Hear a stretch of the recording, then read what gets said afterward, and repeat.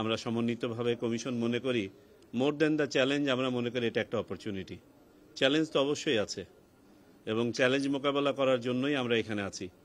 আমরা এটাকে অপরচুনিটি ভাবছি এই জন্য, জাতি একটা ক্রান্তি লগ্নে এসে দাঁড়িয়েছে যেখানে আমাদের আর কোনো বিকল্প নেই একটা ভালো নির্বাচন করা ছাড়া, এবং আমরাই সেই ব্যক্তিরা যারা আল্লাহ এখানে নির্ধারণ করে পাঠিয়েছেন এই প্রত্যাশা ডেলিভার করার জন্য, এবং আমরা আত্মবিশ্বাসী ইনশাআল্লাহ আমরা এটা ডেলিভার করব, আমরা ওয়াদাবদ্ধ।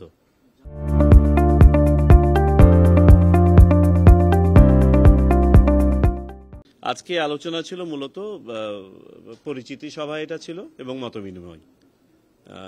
আমরা নতুন কমিশন দায়িত্ব গ্রহণ করার পরে আমাদের সচিবালয়ের সকল কর্মকর্তাদের সাথে পরিচিত হয়েছি।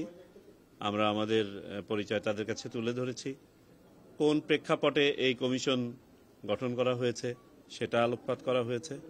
জাতির প্রত্যাশা নিয়ে আমরা কথা বলেছি, আমরা কি চাই ভবিষ্যতে সেটা নিয়ে কথা বলেছি, এবং আমাদের চাওয়া ভেরি সিম্পল,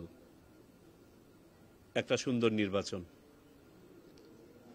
এটা নিয়ে কথা বলেছি।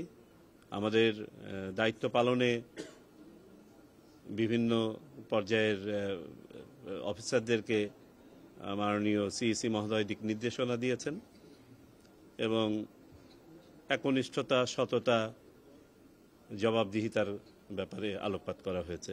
সংক্ষেপে এই ছিল আমাদের আজকে আলোচনা।